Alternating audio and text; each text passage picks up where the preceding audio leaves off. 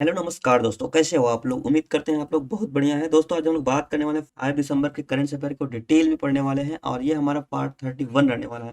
तो दोस्तों ज़्यादा समय न लेते हुए स्टार्ट करते हैं आज का यह महत्वपूर्ण सेशन। आज का हमारा पहला क्वेश्चन क्या रहने वाला है। आज का हमारा पहला क्वेश्चन है कि हाल ही में COP28 oil and gas decarbonisation OGDC, ठीक है, इसका फुल फॉर्म है oil and gas decarbonisation charter, किसके द्वारा जारी किया गया है। ठीक है, तो इसका सही आंसर क्या होगा। इससे पहले हम लोग जानते हैं COP28 के बारे में। ठीक है, COP28, कोप का फुल फॉर्म क्या होता है, कॉन्फ्रेंस ऑफ पार्टी। ठीक है, कॉन्फ्रेंस ऑफ पार्टी। COP28 का आयोजन, ये 2023 का आयोजन कहाँ पर हो रहा है। सबसे पहले इसका वेन्यू क्या है। ठीक है, इसका वेन्यू क्या है, इसका वेन्यू है यूएई। ठीक है, कहाँ पे है, यूएई में है, दुबई। ठीक है, यूएई दुबई में है, ये भी आपको याद रखना, यूएई दुबई में इसका वेन्यू है। अच्छा, ये अभी साइन किया गया ओजीडीसी, मतलब ऑयल एंड गैस डिकार्बोनाइजेशन। आपको अरब कंट्री में, गल्फ कंट्री में आपको पता है कि सऊदी अरब में सबसे ज़्यादा ये सब होता है, तेल और गैस। ठीक है, तो यहीं से सऊदी अरब ने ही, ठीक है, सऊदी अरब ने ही ये एग्रीमेंट साइन किया है। ठीक है, अच्छा, ये एग्रीमेंट किसने साइन किया है, सऊदी अरब। और कोप की अध्यक्षता कौन कर रहा है, सबसे पहले अध्यक्षता कौन कर रहा है, अध्यक्षता कौन कर रहा है, इसकी अध्यक्षता डॉक्टर सुल्तान जुबेर। ठीक है, कौन कर रहे हैं, डॉक्टर सुल्तान जुबेर। और ये कहाँ के हैं, ये सऊदी अरब के ही हैं। ठीक है, सऊदी अरब के ही हैं, ये भी आपको याद रखना है। ये अभी COP28 की मीटिंग चल रही है, ये आपको याद रखना है। सऊदी अरब ने OGDC पर अभी सिग्नेचर किया है, उनके साथ साथ 40%, ठीक है, जो 40% कंपनी वाले हैं, ठीक है, वो भी यहाँ पर सिग्नेचर किए हैं, ये भी आपको याद रखना है। अच्छा, COP28 का मीटिंग का उद्देश्य क्या है, इसका उद्देश्य क्या है, इसका उद्देश्य है कार्बन उत्सर्जन कम करना, कार्बन उत्सर्जन कम करना, उत्सर्जन कम करना इसका उद्देश्य है, कम करना इसका उद्देश्य है। इसका जो टारगेट है, ठीक है, टारगेट 2025 तक, 2025 तक 0% कार्बन उत्सर्जन हो जाए। ठीक है, ये भी आपको याद रखना है COP28 का ये उद्देश्य है। इसका सही आंसर क्या हो जाएगा, इसका सही आंसर हो जाएगा ऑप्शन नंबर ये, सऊदी अरब। सऊदी अरब के साथ हुआ है। अच्छा, COP28 हुआ है, COP27 कहाँ हुआ, COP1 कहाँ पे हुआ, उनके बारे में पूरा डिटेल हम लोग यहाँ पे लेके आए हैं आपके लिए। ठीक है, अच्छा, United national framework convention on climate change. ठीक है, क्लाइमेट चेंज से रिलेटेड जो भी चीजें होती हैं उनकी पार्टियों को COP बुलाता है, ये आपको याद रखना है। ठीक है, अच्छा, कॉन्फ्रेंस ऑफ पार्टीज का फुल फॉर्म ने भी आपको बता ही दिया। इसका फॉर्मेशन कब हुआ था, फाउंडेशन कब हुआ था, 12 जून 1992 को हुआ था। ठीक है, इसकी पहली जो मीटिंग हुई थी, इसका फाउंडेशन हुआ था 12 जून को, और इसका पहली जो मीटिंग हुई थी बर्लिन, जर्मनी के बर्लिन में हुई थी 1995 में। ठीक है, और COP8, ठीक है, COP8 पहली, कोप की पहली बैठक 2002 में हुई थी, 2002 में हुई थी। COP8 की आपको याद रखना, न्यू दिल्ली में। अब COP15 की कहाँ पे हुई थी, मॉन्ट्रियल कनाडा 2022। ठीक है, और COP27 की बात करते हैं तो कहाँ है, शर्म अल शेख इजिप्ट, मतलब मिस्र में हुई थी। ये 27 वाला आपको याद रखना है, और 28 वाला कहाँ पे हो रहा है, यूएई में हो रहा है, ये 2023 का है। ठीक है, ये 2023 का है। इसका हेडक्वार्टर कहाँ पे है, कोप का हेडक्वार्टर कहाँ पे है, बोन जर्मनी। ठीक है, बोन जर्मनी में है। और इसका एग्जीक्यूटिव सेक्रेटरी कौन है, सिमोन स्टेल, कहाँ पे है, ग्रेनेडा। ठीक है, ग्रेनेडा के हैं, आपको याद रखना है। ठीक है, ये तरह कोप के बारे में पूरी जानकारी। ठीक है, नेक्स्ट क्वेश्चन हमारा क्या है, फीफा अंडर 17 विश्व कप 2023 किसने जीता है। ठीक है, फीफा अंडर 17 विश्व कप 2023 किसने जीता है, इसका जो सही आंसर हो जाएगा ऑप्शन नंबर सी हो जाएगा। ठीक है, फीफा, फीफा की बात करते हैं, अंडर 17 का मतलब होता है जो 17 साल से 17 साल से कम है वो खेलते हैं इसमें। अच्छा, इसमें विजेता कौन रहा है, ठीक है, इसमें विजेता किसने रहा, कौन रहा है, विजेता रहा है जर्मनी। ठीक है, कौन रहा है, जर्मनी, ये जर्मनी रहा है। अच्छा, होस्ट कंट्री कौन है, कहाँ पर ये होस्ट हो रहा है फीफा अंडर 17 का, ये इंडोनेशिया में हो रहा है। कहाँ पे हो रहा है, इंडोनेशिया में हो रहा है। ये भी आपको याद रखना है, इंडोनेशिया के कौन से स्टेडियम में हो रहा है। स्टेडियम के अगर नाम पूछते हैं हम, स्टेडियम की, तो कौन सा है, मनाहन स्टेडियम करके। ये कौन सा स्टेडियम है, मनाहन स्टेडियम, मनाहन स्टेडियम है, ये भी आपको याद रखना है। ठीक है, अच्छा, अगर फाइनल की बात करते हैं, फाइनल किसके साथ खेला गया था, फाइनल तो जर्मनी विजेता है तो इसके साथ होगा ही। ठीक है, जर्मनी, और किसके साथ हुआ, फ्रांस के साथ हुआ। ठीक है, जर्मनी और फ्रांस के साथ हुआ था, जिसमें जर्मनी विजेता रही, तो उप विजेता कौन हो गई, फ्रांस हो गई। ये भी आपको याद रखना है। अच्छा, इसमें टोटल टीम कितनी थी, टोटल अगर हम टीम की बात करते हैं तो टोटल टीम कितनी थी, टोटल 24 टीम ने यहाँ पे भाग लिया था। ये भी आपको याद रखना है। ठीक है। अच्छा, गोल्डन बॉल का अवार्ड किसे मिला, ठीक है, गोल्डन बॉल का अवार्ड किसे मिला, गोल्डन बॉल का अवार्ड पेरिस बर्नर को दिया गया। किसको दिया गया है, पेरिस, पेरिस बर्नर, बर्नर को दिया गया है। ये भी आपको याद रखना है। ठीक है। अच्छा, अगर हम बात करते हैं गोल्डन बूट का अवार्ड, ठीक है, गोल्डन बूट का अवार्ड, बूट का अवार्ड किसको दिया गया है, ये दिया है अगस्टिन रिबेर्टो को। किसको दिया गया है, अगस्टिन रिबर्टो। ठीक है। और बात करते हैं गोल्डन ग्लव्स का अवार्ड किसको दिया गया है, गोल्डन ग्लव्स, गोल्डन ग्लव का अवार्ड किसको दिया गया है, इसको दिया है पॉल अर्गेनी को। किसको दिया गया है, पॉल अर्गेनी को, पॉल अर्गेनी को दिया गया है। ये कहाँ के हैं, ये फ्रांस के, ये फ्रांस के हैं। अगस्टिन रोबर्टो की बात करते हैं तो ये कहाँ के हैं, ये अर्जेंटीना के हैं। ठीक है, ये कहाँ के हैं, अर्जेंटीना के हैं। ये भी आपको याद रखना है। ठीक है, चलो ठीक है। इसका सही आंसर क्या हो जाएगा, ऑप्शन नंबर सी, जर्मनी हो जाएगा। अच्छा, अगर बात करते हैं हम फीफा की, तो फीफा का फुल फॉर्म क्या होता है, international federation of association football. ठीक है, international federation of international football. अच्छा, ये इसकी अध्यक्षता कौन करता है, अभी वर्तमान में कौन फीफा का अध्यक्ष है, गियानी इन्फेंटिनो है। ये फाउंडेड कब हुआ था, 21 मई 1904 को हुआ था। ठीक है। हेडक्वार्टर की बात करते हैं, ज्यूरिक में है, स्विट्जरलैंड। ठीक है, ज्यूरिक स्विट्जरलैंड में है हेडक्वार्टर, आपको बता दें। ठीक है। चलो, अगर हम बात करते हैं फीफा वर्ल्ड कप का पहला जो हुआ था, पहला फीफा वर्ल्ड कप 1991 में हुआ था। ठीक, आयोजक देश कौन था, चीन था। और संस्करण कौन था, पहला तो पहला हुआ तो पहला ही होगा। ठीक है। अब विजेता कौन था, अमेरिका था। सबसे पहले फीफा का जो वर्ल्ड कप था अमेरिका ने जीता था, चीन ने होस्ट किया था, ये आपको याद रखना है। ठीक है। अगर 2022 वाला बात करते हैं, ठीक है, होस्ट किसने किया था, होस्ट किया था कतर ने। ठीक है, कतर ने होस्ट किया था। विजेता कौन था, अर्जेंटीना था। और उप विजेता कौन था, फ्रांस था। ठीक है। गोल्डन बॉल पुरस्कार किसको मिला था, लियोनेल मेसी को मिला था। और गोल्डन बूट का पुरस्कार किसको मिला था, किलियन एम्बापे को मिला था, 8 गोल करने पर। ठीक है, 8 गोल किए थे। और बात करते हैं सर्वश्रेष्ठ खिलाड़ी, लियोनेल मेसी को दिया गया था, आपको याद रखना है। लियोनेल मेसी को सर्वश्रेष्ठ खिलाड़ी का अवार्ड मिला था। ज्यादा गोल करने पर गोल्डन बूट का अवार्ड मिलता है। गोल्डन बॉल किसको मिलता है, जो सर्वाधिक सर्वश्रेष्ठ प्लेयर होता है उसको दिया जाता है गोल्डन बॉल अवार्ड। ठीक है। चलो, अगर बात करते हैं फीफा महिला वर्ल्ड कप 2023 की, ठीक है, फीफा महिला वर्ल्ड कप 2023 की अगर हम बात करते हैं तो इसका आयोजक देश कौन था, ऑस्ट्रेलिया और न्यूजीलैंड मिलकर होस्ट किए थे 2023 वाला महिला वर्ल्ड कप। वर्ल्ड कप ये आपको याद रखना है। ठीक है। संस्करण की बात करते हैं, 9 संस्करण था। और विजेता की बात करते हैं तो स्पेन था, पहली बार जीता था। ठीक है। और उप विजेता की बात करते हैं तो इंग्लैंड। ठीक है, इंग्लैंड। और कप्तान कौन था, ओल्गा कार्लोस, स्पेन। ठीक है। अब बात करते हैं अंडर 17 का। 2023 का तो मैंने बता दिया, 2022 का क्या था, आयोजक देश कौन था, इंडिया ही था। ठीक है। अब विजेता कौन था, स्पेन था। और उप विजेता कौन था, कोलंबिया। और अंडर 17 2023 का बात कर लेते हैं, विजेता कौन था, विजेता जर्मनी है। ठीक है, जर्मनी। उप विजेता कौन है, उप विजेता कौन है, उप विजेता फ्रांस है। और होस्ट कौन है, होस्ट इंडोनेशिया है, इंडोनेशिया है। बस यही इतनी सी बात है, सिंपल सा आप याद रखिए। ठीक है। चलो, नेक्स्ट सेशन की तरफ चलते हैं। ठीक है।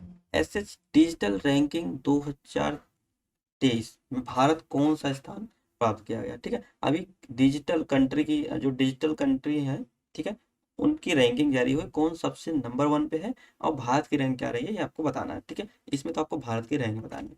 इसमें इसका सही आंसर क्या हो जाएगा, भारत की जो रैंक है 49th। ठीक है, 49th भारत की रैंक है, ये भी आपको याद रखना है। अच्छा, अगर बात करते हैं ये डिजिटल रैंकिंग, ठीक है, डिजिटल रैंकिंग में क्या होता है कि जो डिजिटली तरीके से जो देश ज़्यादा तेजी से बढ़ रहे हैं उनकी रैंकिंग जारी होती है। तो पहले नंबर पे सबसे पहले जब मानते हैं कि जारी कौन करता है। ठीक है, ये एग्जाम में तो नहीं पूछा जाता है लेकिन हमें बताना पड़ रहा है। ठीक है, इसको जारी करता है IIMD। ठीक है, IIMD, और इसका फुल फॉर्म क्या होता है, international institute for management development. क्या है इसका full form? International institute for management development. ठीक है, ये आपको इसका फुल फॉर्म है, ये जारी करती है। बात करते हैं इसमें डिजिटल राष्ट्र की सूची जारी की जाती है। क्या जारी किया जाता है इसमें? डिजिटल राष्ट्र की सूची। ठीक है, डिजिटल डिजिटल राष्ट्र की सूची सूची जारी की जाती है, ये भी आपको याद रखना है। ठीक है, अगर हम बात करते हैं इसमें फर्स्ट रैंक कौन था? ठीक है, फर्स्ट रैंक पे कौन है? ठीक है, फर्स्ट रैंक पे यूएसए अमेरिका। ठीक है, बात करते हैं कि 49th रैंक। ठीक है, इंडिया की रैंक क्या है? इंडिया की रैंक क्या है? 49। ये भी आपको याद रखना है, इसका ऑप्शन नंबर डी सही हो जाएगा। ठीक है, अगर बात करते हैं टोटल कितने कंट्री हैं, ठीक है, टोटल कंट्री की बात करते हैं हम लोग, टोटल कंट्री की बात करते हैं, टोटल 64 कंट्री थी, ये भी आपको याद रखना है। 49 रैंक इंडिया की आई है। ठीक है, बात करते हैं कुछ हम लोग इंडेक्स के बारे में हम लोग जान लेते हैं। ठीक है, कुछ इंडेक्स जैसे क्या है, ग्लोबल टैलेंट कॉम्पिटिटिवनेस इंडेक्स। ठीक है, 130 है इंडिया की रैंक, 134 देश है। ठीक है, बात करते हैं business airport in the world. ठीक है, बिजनेस एयरपोर्ट में दिल्ली एयरपोर्ट नंबर 1 पे है इंडिया का। ठीक है, जो इंदिरा गांधी नेशनल एयरपोर्ट है। ठीक है, फ्रीडम हाउस इंडेक्स 2023 की बात करते हैं तो 66 रैंक है इंडिया की, और लास्ट में कौन है? टिबेट करके। ठीक है, टिबेट करके है लास्ट। बात करते हैं world most criminal country ranking 2023 की बात करते हैं तो इंडिया 77 नंबर पे है, और वेनेजुएला 01 पहले नंबर पे है, ये आपको याद रखना है। ठीक है, वेनेजुएला। बात करते हैं ग्लोबल यूनिकॉर्न इंडेक्स 2023 की, तो इंडिया की रैंक थर्ड है, और फर्स्ट पे यूएसए, सेकंड पे चाइना, आपको याद रखना है। ठीक है, अच्छा बात करते हैं इकोनॉमिक फ्रीडम इंडेक्स 2023 की बात करते हैं, इसमें इंडिया का रैंक जो है 121 है, और सिंगापुर पहले स्थान पे, ये आपको याद रखना है। ठीक है, बात करते हैं लॉजिस्टिक परफॉर्मेंस इंडेक्स 2023 की, ये 38 रैंक है इंडिया की, और सिंगापुर पहले स्थान पे। और बात करते हैं प्रेस फ्रीडम इंडेक्स 2023 की बात करते हैं तो 161 इंडिया की रैंक है, ये आपको याद रखना है। ठीक है, बात करते हैं ग्लोबल फायर पावर इंडेक्स की बात करते हैं तो इंडिया की रैंक चौथी। ठीक है, और यूएसए पहले पे, रसिया दूसरे पे है, और चाइना तीसरे पे। ठीक है, ग्लोबल हंगर इंडेक्स की बात करते हैं तो बेलारूस, ठीक है, बेलारूस पहले पे है, और इंडिया 111 111 से है, ये आपको याद रखना है। ठीक है, ग्लोबल जेंडर गैप इंडेक्स की बात करते हैं तो आइसलैंड नंबर 1 पे है, और इंडिया की रैंक 127 है, ये भी आपको याद रखना है। ठीक है, चलो अब बात करते हैं प्रत्येक वर्ष भारतीय नौसेना दिवस कब मनाया जाता है। ठीक है, तो इंडियन नेवी डे कब मनाया जाता है, ये आपको बताना है। ठीक है, इंडियन नेवी डे का सही आंसर क्या हो जाएगा? 4 दिसंबर, 4 दिसंबर को इंडियन नेवी डे मनाया जाता है, ये भी आपको याद रखना है। अच्छा, ये कहाँ पे मनाया गया? ये मनाया गया महाराष्ट्र। कहाँ पे मनाया गया? महाराष्ट्र में। अच्छा, महाराष्ट्र में भी कहाँ पे मनाया गया है? महाराष्ट्र में भी कहाँ पर मनाया गया है? सिंधु दुर्ग। ठीक है, कहाँ पे मनाया गया है? सिंधु दुर्ग में मनाया गया, ये भी आपको याद रखना है, सिंधु दुर्ग। अच्छा, अगर बात करते हैं क्यों मनाया जाता है 4 दिसंबर को, 4 दिसंबर को ही 1971 की बात है। ठीक है, 1971 में ईस्ट पाकिस्तान, ठीक है, ईस्ट पाकिस्तान और इंडिया के साथ वार हो रहा था। ठीक है, इंडिया के साथ वार हुआ था, उसी दौरान इंडियन नेवी ने एक ऑपरेशन चलाया था जिसका नाम क्या है? Operation Trident. क्या है? Operation Operation Trident. ठीक है, अच्छा, इस इंडियन नेवी ने कराची बंदरगाह, ठीक है, कराची पर हमला किया था इसी के द्वारा, इसी दिन, और इंडिया ने विजय प्राप्त किया था। तो 4 दिसंबर को इंडियन नेवी डे मनाया था, ये भी आपको याद रखना है। ठीक है, अच्छा अभी बात करते हैं अभी हाल ही में इंडियन, ठीक है, इंडियन एयरफोर्स डे मनाया गया। ठीक है, एयरफोर्स डे मनाया गया, ये कब मनाया गया? ठीक है, ये मनाया जाता है 8 अक्टूबर। कहाँ पे मनाया गया? यूपी में।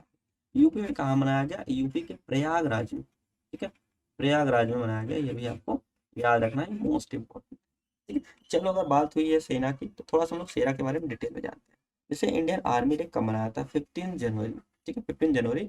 मनोज पांडे हेड है 29 नंबर पे। ठीक है, इंडियन नेवी की बात करते हैं 4 दिसंबर को मनाया जाता है। ठीक है, ये अभी मनाया गया है कल, और आर हरि कुमार हेड है 25 नंबर पे।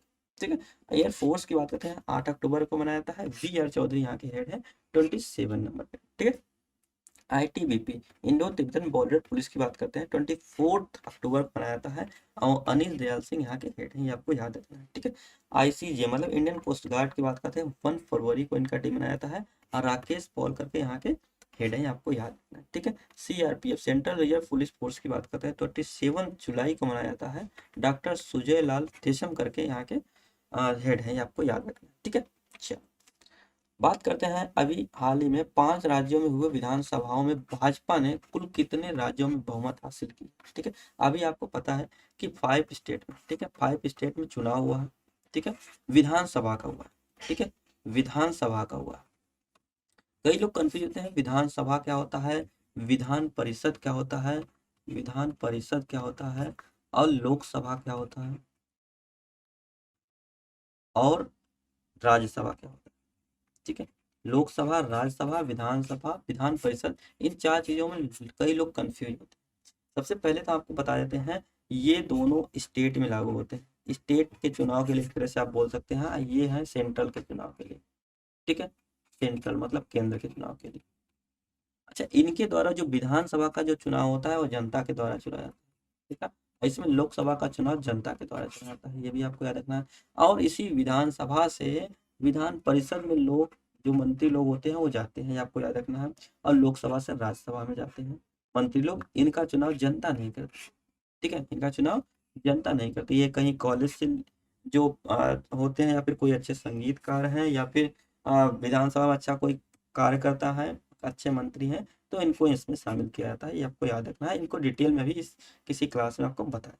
ठीक है, तो ये स्टेट में होता है। विधानसभा से जो सीट जीतता है तो उनके जो मंत्री होते हैं, उनके जो हेड होते हैं, उनको सीएम बनाया जाता है, उनके हेड को सीएम बनाया जाता है। और लोकसभा के जो चुनाव होते हैं उसमें जो जीतते हैं और उनके जो हेड बनते हैं उनको पीएम बनाया जाता है, प्रधानमंत्री बनाया जाता है, ये भी आपको याद रखना है, प्राइम मिनिस्टर बनाया जाता है। अच्छा, इसका सही आंसर क्या आ जाएगा, ऑप्शन नंबर बी हो जाएगा। ठीक है, ऑप्शन नंबर क्या हो जाएगा, बी। 3 राज्यों में बीजेपी ने अभी जीत हासिल की।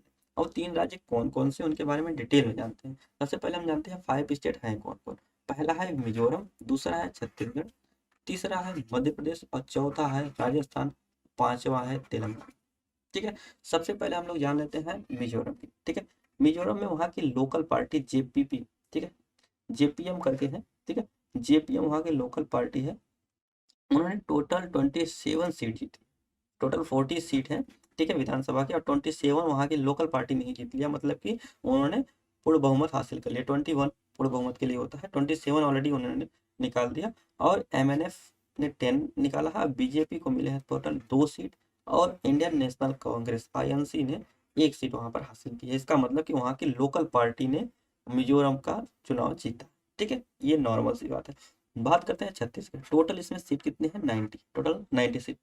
तो 45 जो आ गया समझ लो वो जीत जाएगा। ठीक है, यहाँ पर बीजेपी ने ही 54 पूर्ण बहुमत से सरकार बना ली। ठीक है, छत्तीसगढ़ में। और इंडियन नेशनल कांग्रेस ने यहाँ पर 35 सीट निकाली। ठीक है, और यहाँ की लोकल पार्टी जीजेपी ने 1 सीट निकाली, आपको याद है। ठीक है, अगर बात करते हैं मध्य प्रदेश की, तो सबसे ज्यादा सीट इस बार जो चुनाव हुए अभी के लिए इसी में हुए 230। ठीक है, 230 करके है, 230 सीटें हैं। और 230 है, इसका मतलब 115 जो आ गया वो जीत जाएगा। तो बीजेपी ने यहाँ पर 163 मतलब 163 क्या कि यहाँ पे सीट जीती है। यहाँ पर भी पूर्ण बहुमत से बीजेपी ने अपने पास सरकार बना ली है। बात करते हैं आईएनसी की। ठीक है, इंडियन नेशनल कांग्रेस ने यहाँ पर 66 सीट जीती है, और यहाँ की लोकल पार्टी ने 1 सीट जीता है, ये आपको याद रखना। ठीक है, आइए बात जानते हैं राजस्थान के बारे में। ठीक है, राजस्थान की बात करते हैं। राजस्थान में 199 सीट है विधानसभा की। ठीक है, और 199 में बीजेपी ने 115 सीट जीती है, और इंडियन नेशनल कांग्रेस ने 69 सीट जीती है, और वहाँ की आईएनडी ने 8 सीट जीती है, और वहाँ की लोकल पार्टी 3 और बसपा ने यहाँ पे 2 सीट जीती है राजस्थान में। ठीक है, ये आपको याद रखना है। बात करते हैं तेलंगाना की। ठीक है, तेलंगाना में टोटल 119 मतलब 119 सीट है, आपको याद रखना है। और इंडियन नेशनल कांग्रेस ने यहाँ पर 64 सीट जीतकर पूर्ण बहुमत बनाई। ठीक है, और BHRCS करके है, ये 39 सीट यहाँ पे है। अब बीजेपी की बात करते हैं, यहाँ पर 8 सीट है, और यहाँ की लोकल पार्टी सीपीआई और AIMIM करके एक 7 सीट है, और एक 1 सीट जीती है। मतलब तेलंगाना में किसकी सरकार बनी है, कांग्रेस की बनी है। राजस्थान, मध्य प्रदेश और छत्तीसगढ़ 3 में कहाँ पे बनी है, 3 स्टेट में बीजेपी की बनी है, ठीक है। 3 स्टेट में किसकी बनी है, बीजेपी की बनी है। बात करते हैं 1 स्टेट में, मतलब तेलंगाना में किसकी बनी है, तेलंगाना में बनी है आईएनसी की, इंडियन नेशनल कांग्रेस की बनी है। और बात करते हैं मिजोरम में, मतलब 1 स्टेट में, वहाँ की लोकल पार्टी जेपीएम, ठीक है, जेपीएम ने वहाँ पर जीत हासिल की है, ये आपको याद रखना है। अभी यहाँ के सीएम बनाए नहीं गए हैं, सीएम जैसे ही बनाए जाते हैं हम आपको जरूर अपडेट देंगे, ठीक है। तो दोस्तों, आपको आज की वीडियो कैसी लगी, वीडियो अच्छी लगी तो वीडियो को लाइक शेयर सब्सक्राइब करना ना भूलें। मिलते हैं नेक्स्ट वीडियो में, तब तक के लिए जय हिंद जय भारत।